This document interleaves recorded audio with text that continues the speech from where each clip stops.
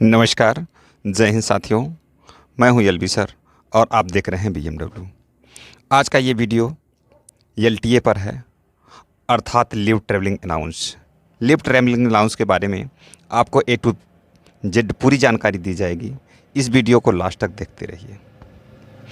इस वीडियो में ये बताया गया है कि एलटीए कैसे आप क्लेम कर सकते हैं, एलटीए का बेनिफिट कौन कौन ले सकता है, एलटीए में परिवार के सदस्य कौन कौन से आते हैं जो आप उनका क्लेम ले सकते हैं, एलटीए का क्लेम करके आप अपने इनकम टैक्स को किस तरह से सेव कर सकते हैं।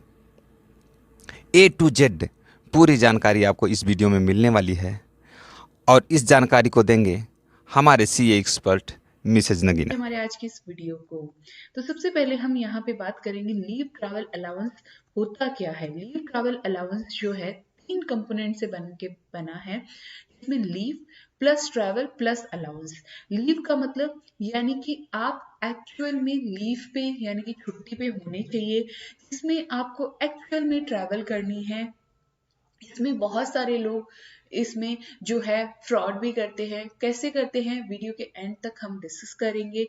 और यहाँ पे ट्रैवल जो होना चाहिए वो आपका इन इंडिया होना चाहिए, यानी कि अगर आपका इंटरनेशनल ट्रैवल है जैसे कि आप दुबई गए हैं, सिंगापुर गए हैं, तो फॉरेन ट्रैवल के केस में आप एलटीए का बेनिफिट नहीं ले सकते हैं। सिर्फ और सिर्फ डोमेस्टिक ट्रैवल यानी कि इंडिया में ट्रैवल पे ही आप यहाँ पे बेनिफिट ले सकते हैं।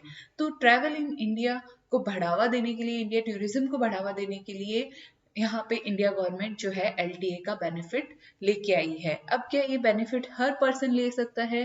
कोई भी पर्सन इसमें एलटीए का बेनिफिट ले सकता है। तो एलटीए का बेनिफिट में जो थर्ड कंपोनेंट है वो है अलावेंस। अलावेंस यानी कि आपका एम्प्लॉयर आपको यहाँ पे अलावेंस प्रोवाइड करता है, आपके सीटीसी का पार्ट होता है एलटीए।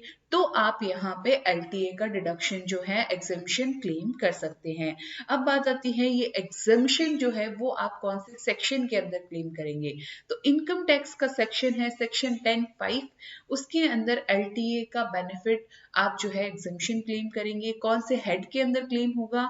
वो क्लेम होगा आपका income under the head salary, यानी कि आपके सैलरी के अंदर जो है ये एग्जेम्पशन आपकी क्लेम होगी और सैलरी से आपके एक जो एलटीए का अलाउंस है वो आपका रिड्यूस हो जाएगा। कितना रिड्यूस होगा वो आगे डिटेल में इस वीडियो में हम जानेंगे।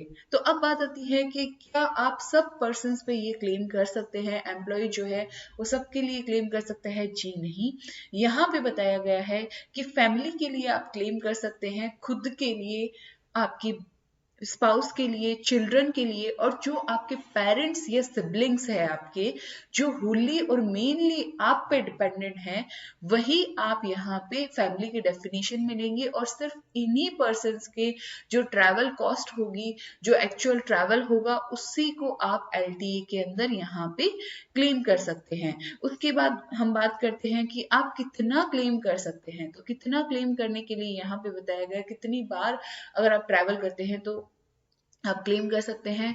इसमें बताया गया है कि 4 साल का एक ब्लॉक होगा और ये 4 साल कैसे माने जाएंगे? 4 साल माने जाएंगे कैलेंडर ईयर के, जिसमें कि आपका जो प्रीवियस कैलेंडर ईयर यानी कि प्रीवियस ब्लॉक जो है वो है आपका 2018 से 21, अभी लेटेस्ट 2022 से 25 यहाँ पे चल रहा है, जिसमें आपके एक ब्लॉक में यानी कि ये 4 साल के कैलेंडर ईयर के एक ब्लॉक में अगर आप 2 बार जर्नी करते हैं, इंडिया में ट्रैवल करते हैं, तो 2 बार एलटीए का बेनिफिट यहाँ पे ले सकते हैं और अपना टैक्स जो है सेव कर सकते हैं। बट कई बार जो है बहुत सारे लोगों को एलटीए पता ही नहीं है क्या होता है, कैसे आप इसमें कर सकते हैं। तो इसमें बताया गया कि अगर आपका किसी भी ब्लॉक ईयर का, आपका ब्लॉक का आपने एलटीए क्लेम नहीं किया है, तो वो आप नेक्स्ट ब्लॉक के अंदर क्लेम कर सकते हैं, उस ब्लॉक के फर्स्ट ईयर के अंदर।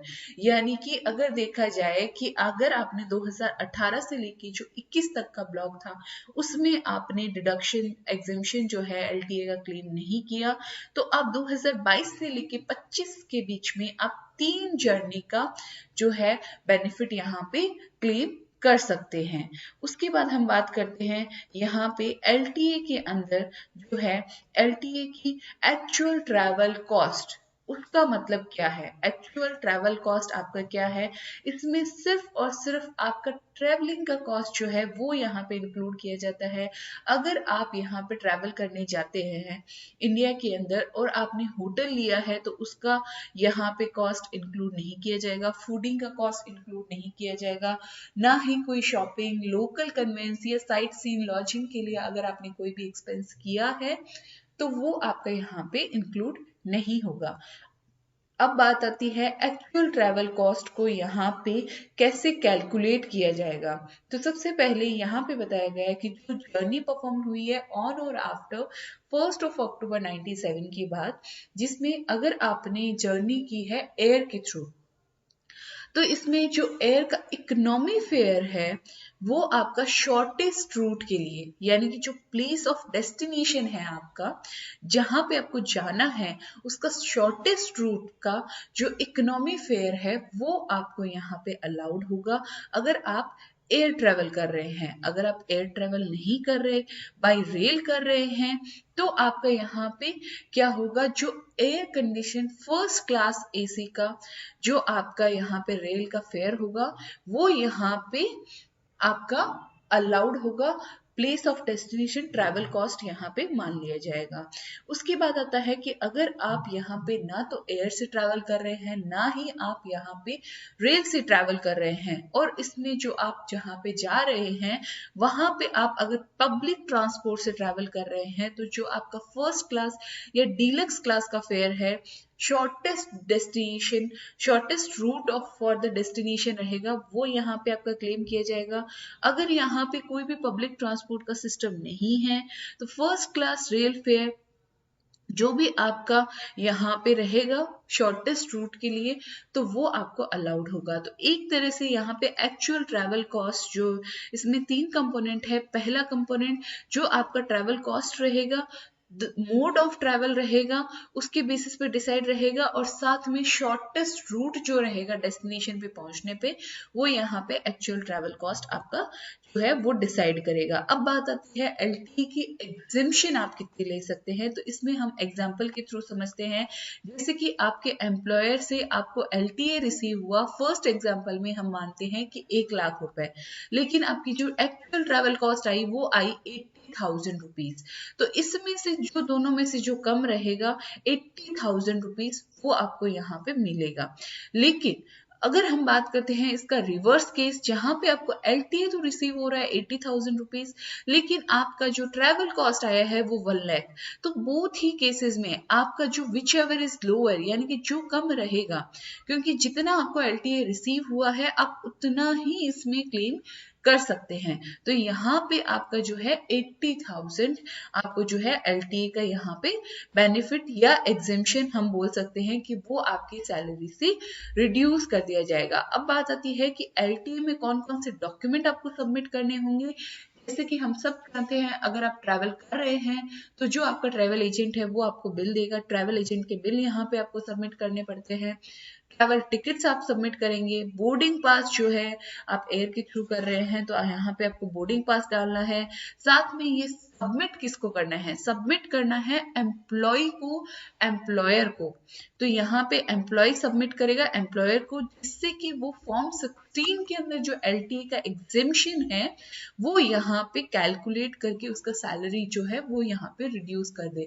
हम डायरेक्टली टैक्स अथॉरिटीज को ये डॉक्यूमेंट सबमिट नहीं कर सकते, ये एम्प्लॉयर के द्वारा ही यहाँ पे जाता है। हालांकि टैक्स अथॉरिटी भी जो है वो एम्प्लॉयर से डॉक्यूमेंट नहीं मांगते हैं, बट इन केस आपका स्क्रूटनी में आता है केस तो आपको यहाँ पे डॉक्यूमेंट्स जो है सबमिट करने पड़ सकते हैं। अब बात करते हैं फ्रॉडस्टर की। तो बहुत सारे ऐसे लोग होते हैं जो एक्चुअल ट्रैवल न करके भी यहाँ पे जो है एलटीए का एग्जेम्पशन लेते हैं। वो क्या करते हैं, रिफंडेबल टिकट्स बना लेते हैं और रिफंडेबल टिकट्स को कैंसिल करवा के एलटीए का बेनिफिट यहाँ पे ले लेते हैं। बट इस केस में क्या है कि अगर आपका स्क्रूटनी में केस आता है तो आपको यहाँ पे बहुत सारी दिक्कतें जो है वो फेस करनी पड़ सकती है। तो जो भी हो, ऑनेस्टी के साथ आप अच्छे से ट्रैवल करें, क्योंकि एलटीए का बेनिफिट बहुत अच्छा बेनिफिट है, जिसमें आपको ट्रैवल करने पे और वो भी छुट्टियों पे ट्रैवल करने पे आपको यहाँ पे जो है वो छूट मिलती है। बहुत सारे ऐसे एम्प्लॉयर होते हैं कि वो ये वर्डिंग को स्ट्रिक्टली फॉलो करते हैं कि वो ऑन लीव ही होनी चाहिए। अगर आप वीकेंड पे ट्रैवल करते हैं तो वो यहाँ पे एलटीए में कैलकुलेट नहीं करते हैं।